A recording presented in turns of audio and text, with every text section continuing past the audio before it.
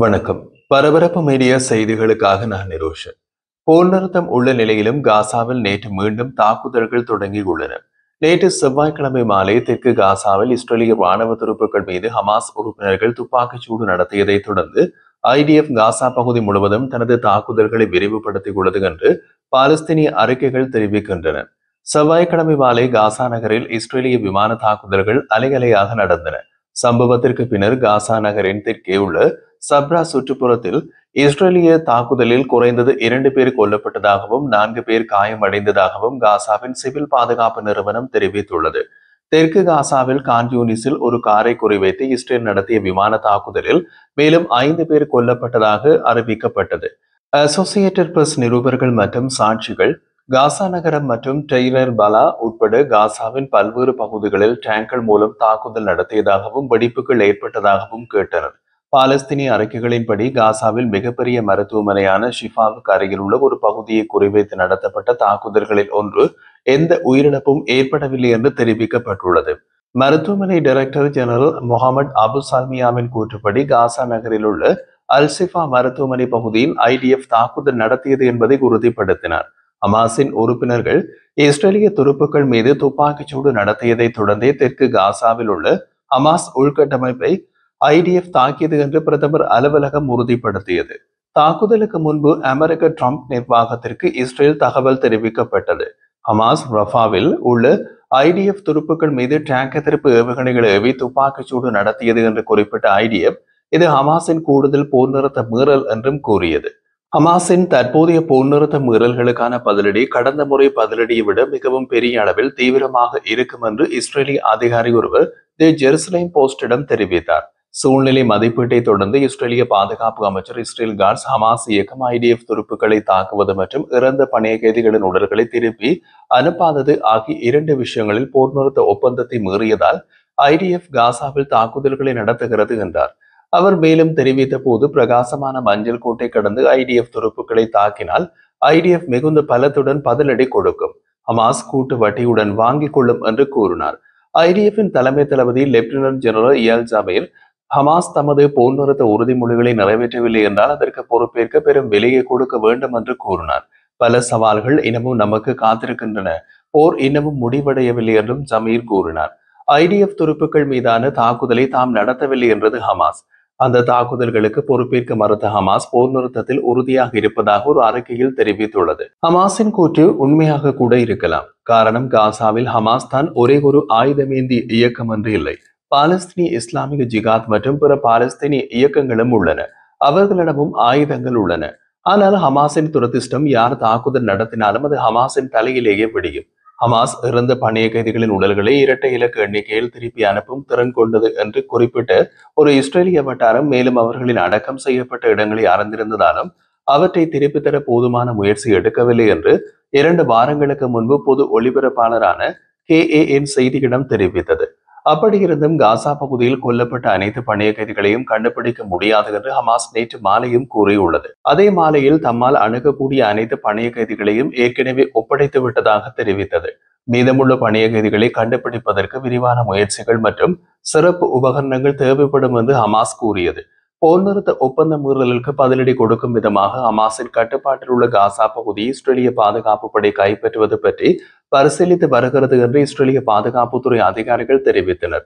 செவ்வாய்க்கிழமை ஹமாஸ் போர் நிறுத்த ஒப்பந்தத்தை மீறியதற்கு பதிலடி கொடுக்கும் விதமாக இஸ்ரேல் முன்பு பின்வாங்கிய காசா பகுதிகளுக்கு மீண்டும் செல்வது குறித்து பரிசீலித்து வருவதாக அவர்கள் கூறுகின்றனர்.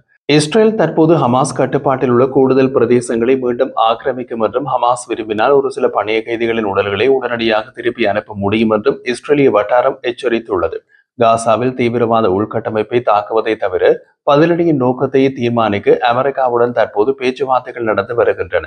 அமெரிக்க ஜனாதிபதி டொனால்ட் டிரம்பின் காசா ஒப்பந்தத்தை நடைமுறைப்படுத்துவதை கண்காணிக்கும் பணியில் உள்ள கிரியாத் காட்டில் உள்ள அமெரிக்காவின் சிவில் ராணுவ ஒருங்கிணைப்பு மையம் CMCCக்கு ஹமாஸ் இஸ்ரேலிய படைகள் மீது துப்பாக்கிச்சூடு நடத்தியது பற்றிய முழுமையான தரவுகளும் கொடுக்கப்பட்டுள்ளன. அதையடுத்து ரஃபாவில் தாக்குதல் நடத்துவதற்கான அதன் முடிவை இஸ்ரேல் தெரிவித்ததாக இஸ்ரேலிய ஊடகங்கள் செவ்வாய்க்கிழமை செய்தி வெளியிட்டன. காசா நகரில் இஸ்ரேலிய தாக்குதல்கள் இருந்த போதிலும் இஸ்ரேலும் ஹமாஸும் ஒருவருக்கொருவர் போர் நிறுத்த மீறல்களை செய்ததாக குற்றம் சாட்டிய போதிலும் காசாவில் போர் நிறுத்தம் நீடித்து வருவதாக அமெரிக்க துணை ஜனாதிபதி ஜே.டி. வான்ஸ் செவ்வாய்க்கிழமை கூறினார். அவர் செய்தியாளர்களுடன் பேசிய போது காசாவில் போர் நிறுத்தம் தொடர்கின்றது, அங்கும் இங்கும் சிறிய மோதல்கள் இருக்காது என்று அர்த்தமல்ல என்று வான்ஸ் செய்தியாளர்களிடம் கூறினார். மேலும் தெரிவித்த அவர், ஹமாஸ் அல்லது காசாவில் உள்ள வேறு யாரோ ஒரு IDF சிப்பாயை தாக்கியது தங்களுக்கு தெரியும். இஸ்ரேலியர்கள் பதிலடி கொடுப்பார்கள் என்பது நாங்கள் எதிர்பார்த்தோம், அப்படியே நடந்துள்ளது. ஆனால் அதையும் மீறி ஜனாதிபதி ஏற்படுத்திய அமைதி ஒப்பந்தம் நிலைத்திருக்கும் என்று நான் நினைக்கின்றேன் என்றார். காசாவில் உள்ள ஹமாஸின் அரசியல் பணியக உறுப்பினரான சுஹைல் அல்-ஹிந்தி செவ்வாய்க்கிழமை கட்டாரி ஊடகமான அல் ஜசீராவுக்கு அளித்த பேட்டியில் பணைய கைதிகளின் உடல்களை திருப்பி அனுப்புவதில் தாமதம் ஏற்பட்டதற்கு இஸ்ரேலை குற்றம் சாட்டினார்.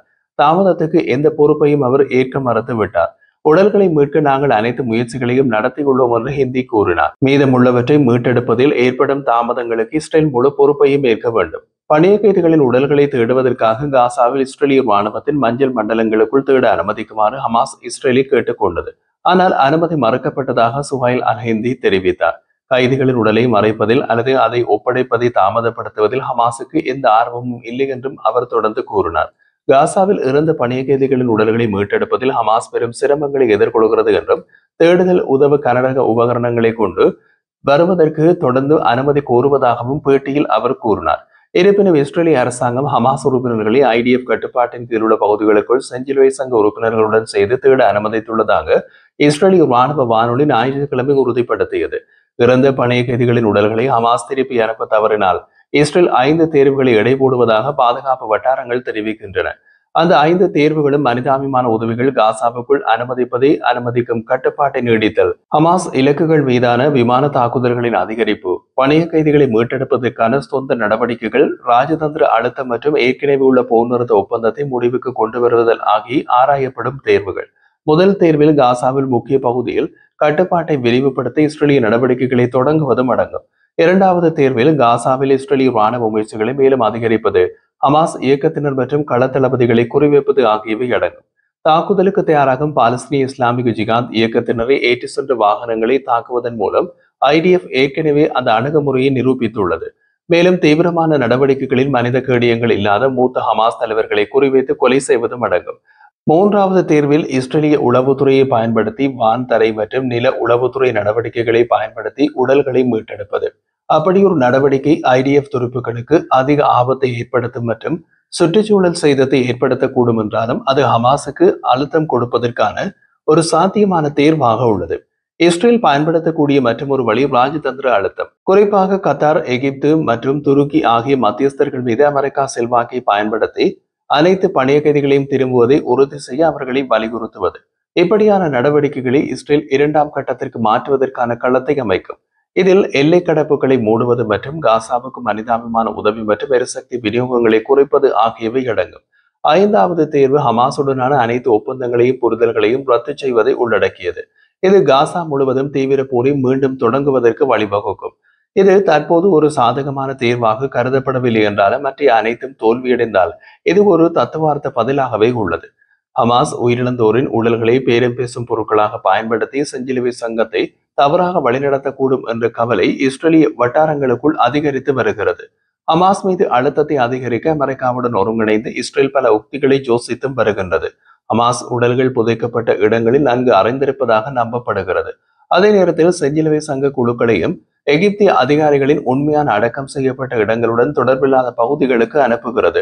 இதற்கிடையில் ஹமாஸ் IDF எல்லைக்கு அருகில் மஞ்சள் கோட்டுக்கு அருகில் செயற்பட்டு வருவதாகவும் இது இஸ்ரேலிய ராணுவத்துக்கு சந்தேகத்துக்கிடமான நடமாட்டங்களுக்கு பதிலடி கொடுக்கும் திறனை சிக்கலாக்குவதாகவும் தகவல்கள் தெரிவிக்கின்றன.